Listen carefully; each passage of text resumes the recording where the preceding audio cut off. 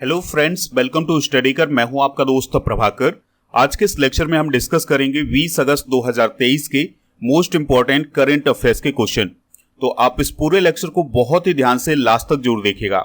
आज का पहला और इंपॉर्टेंट क्वेश्चन है, किस देश के द्वारा गूगल पर 30 लाख रूबल का जुर्माना लगाया गया है? आंसर हो जाएगा रूस। अब आपके माइंड में एक सवाल आता होगा कि हमने रुपए सुना है, डॉलर सुना है, लेकिन ये रूबल क्या है? तो रूबल जो है ये रूस की करेंसी है। तो उसने अपनी करेंसी में 30 लाख रूबल का जुर्माना लगाया है गूगल पर। सवाल आता है कि ये जुर्माना क्यों लगाया गया है? तो देखिए दोस्तों, रूस और यूक्रेन के बीच में युद्ध चल रहा है। तो रूस का मानना यह है कि इंटरनेट पर इस युद्ध को लेकर के कुछ गलत जानकारी उपलब्ध है। तो रूस ने गूगल से यह कहा था कि इस जानकारी को हटाया जाए, लेकिन गूगल इस जानकारी को हटा पाने में विफल रहा है। तो रूस की एक अदालत ने गूगल पर 30 लाख रूबल या $32,000 का जुर्माना लगाया है। अदालत ने यह कहा है कि जो गूगल के द्वारा यूट्यूब चलाया जाता है उस पर गलत जानकारी वाले वीडियो हैं जिनको अभी तक हटाया नहीं गया है, इसलिए यह जुर्माना लगाया गया है।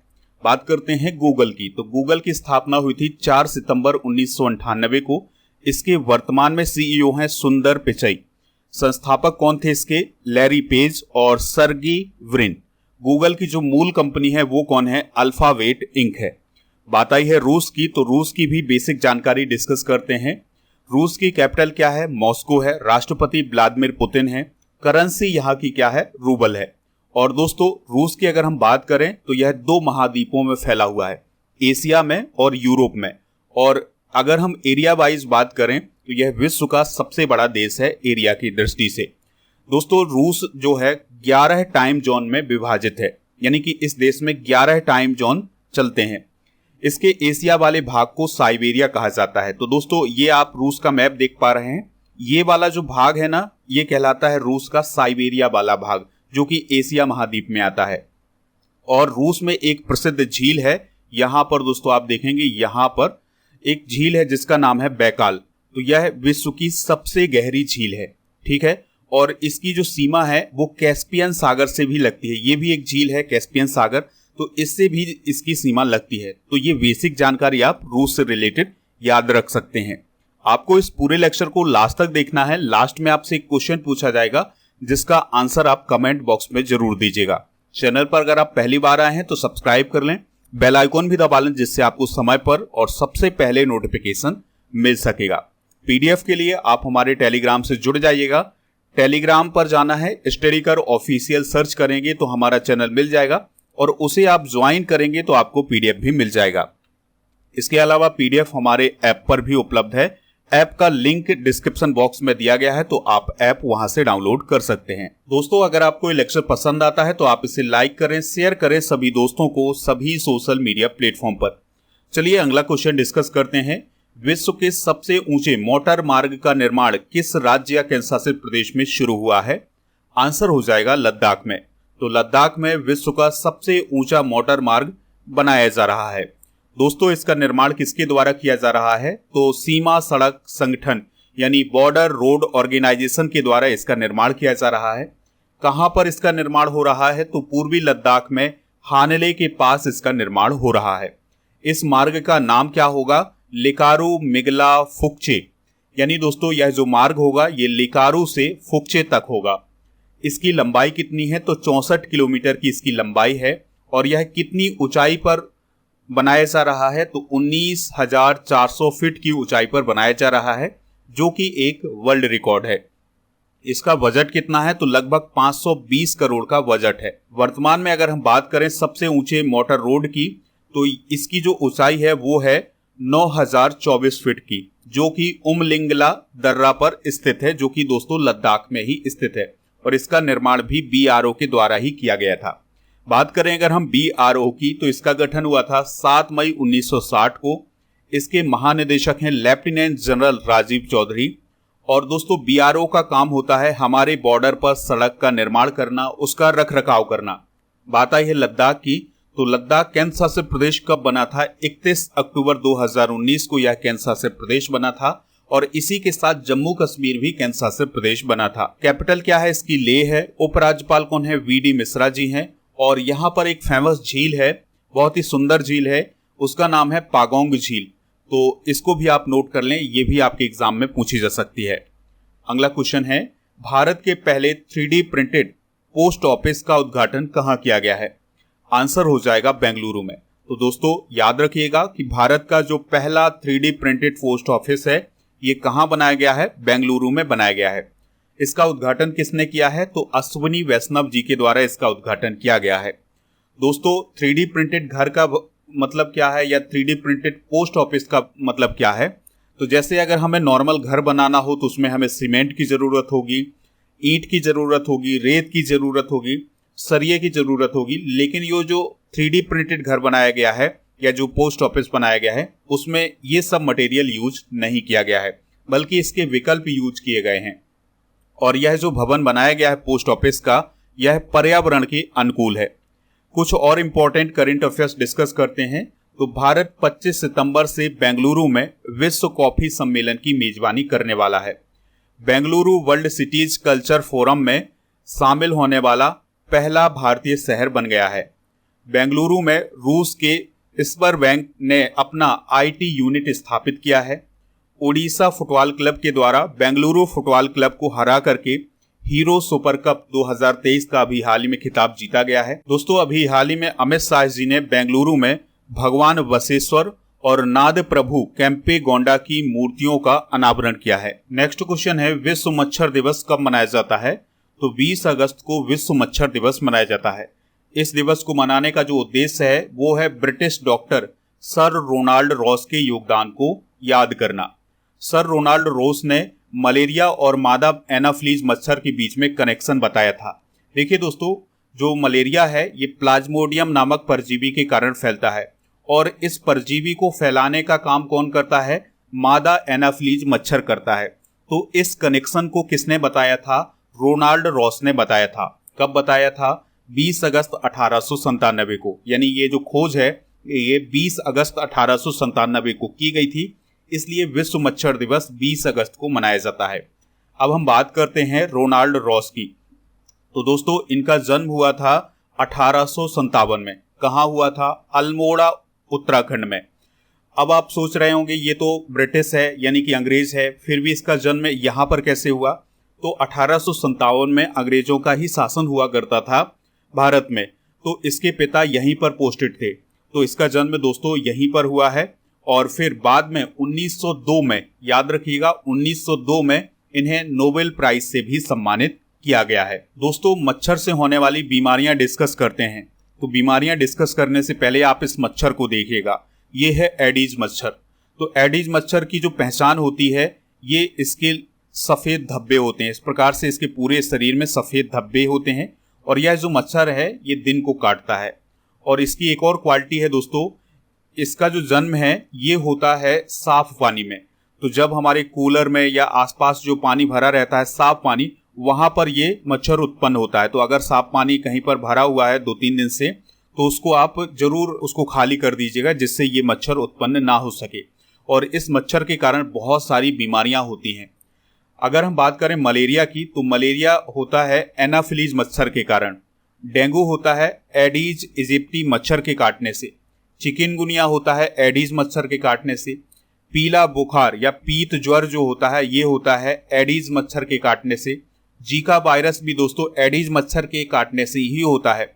और जापानी मस्तिष्कोप जो होता है क्यूलैक्स मच्छर के काटने से होता है। तो ये है मच्छर से होने वाली बीमारियां, और किस मच्छर से होती हैं इसको भी आप नोट कर लीजिएगा। नेक्स्ट क्वेश्चन है, भारतीय मूल के थर्मन सनमुगरत्नम ने किस देश में चुनाव लड़ने के लिए अर्हता प्राप्त कर ली है? आंसर हो जाएगा सिंगापुर। यानी दोस्तों जो थर्मन सनमुगरत्नम है वो सिंगापुर में अब चुनाव लड़ सकते हैं। सिंगापुर में राष्ट्रपति के चुनाव होने हैं, तो 6 ऐसे उम्मीदवार आए हैं जिन्होंने राष्ट्रपति चुनाव के लिए अपना नामांकन किया है। तो अब 1 सितंबर को वहां पर राष्ट्रपति के चुनाव होने वाले हैं।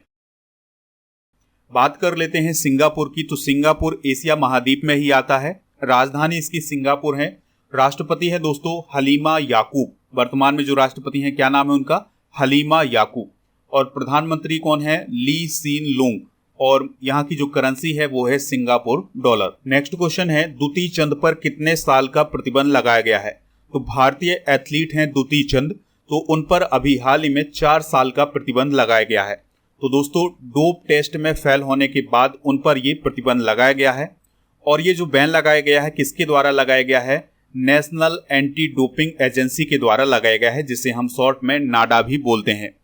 तो दुती चंद की बात करें तो 2018 जकार्ता एशियाई खेल में 100 मीटर और 200 मीटर की दौड़ में उन्होंने 2 सिल्वर मेडल जीते थे। दोस्तों यहाँ पर बात आई है नाडा की, यानी नेशनल एंटी डोपिंग एजेंसी की। तो इसका गठन हुआ था 24 नवंबर 2005 को।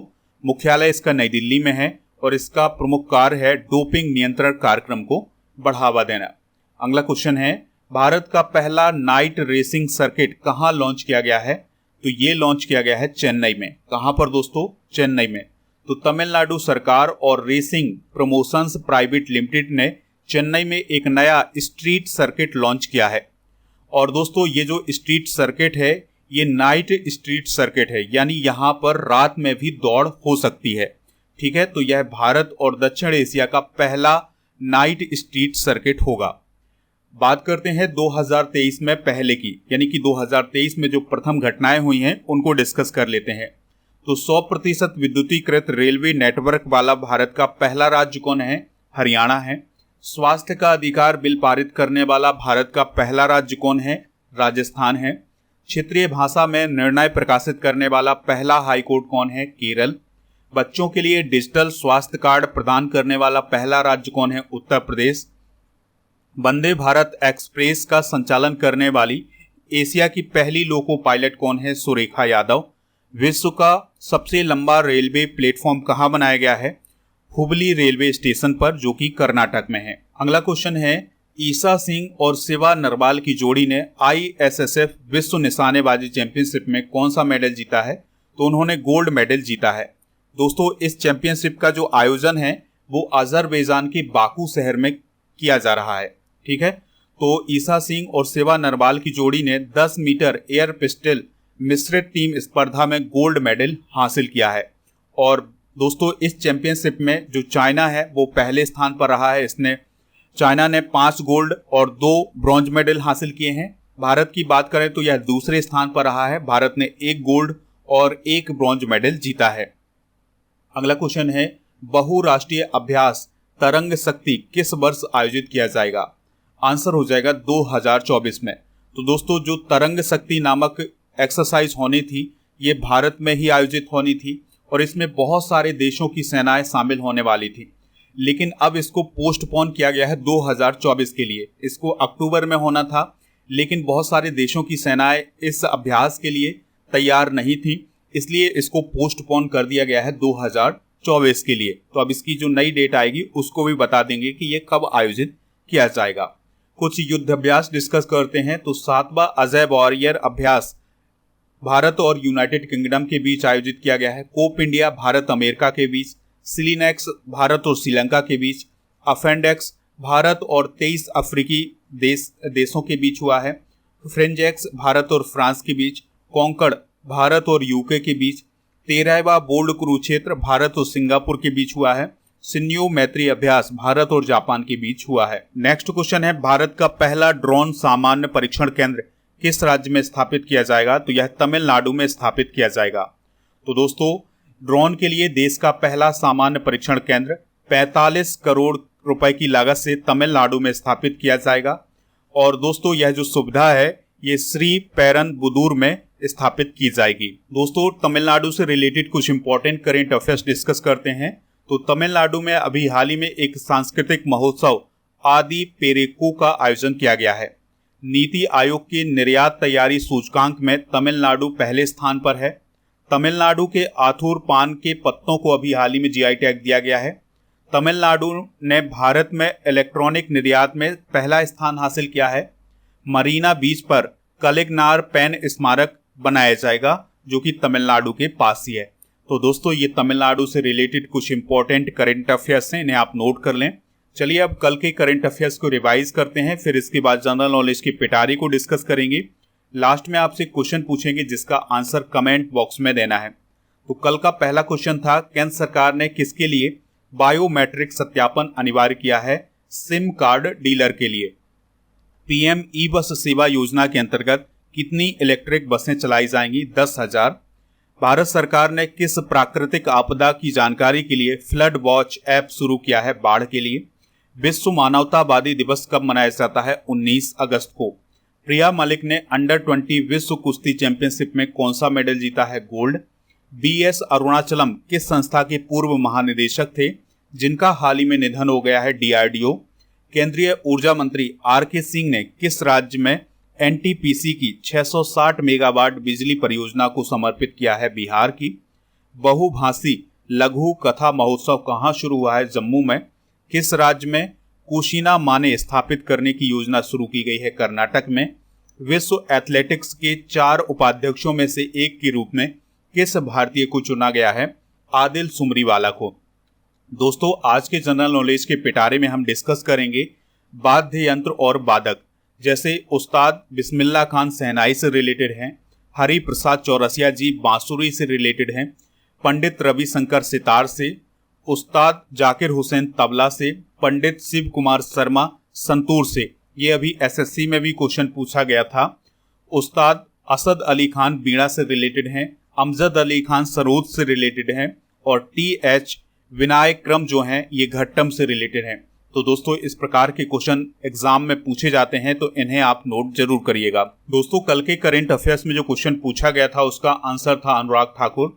तो लगभग सभी लोगों ने इसका आंसर अनुराग ठाकुर दिया हुआ है। तो इसी प्रकार से आपसे जो क्वेश्चन पूछा जाए उसका आंसर आप कमेंट बॉक्स में जरूर बताया करिएगा, हमें इंतजार रहता है आपके आंसर का। तो दोस्तों, आज का जो क्वेश्चन है उसका आंसर आप कमेंट बॉक्स में जरूर बताइएगा। क्वेश्चन है, गूगल के सीईओ कौन है? तो अगर आपने ये लेक्चर बहुत ही अच्छे से सुना होगा और इसको बहुत ही अच्छे से देखा होगा तो आप इसका आंसर जरूर बताएंगे। तो कमेंट करिएगा। और दोस्तों, मिलते हैं नेक्स्ट लेक्चर में। जय हिंद, वंदे मातरम।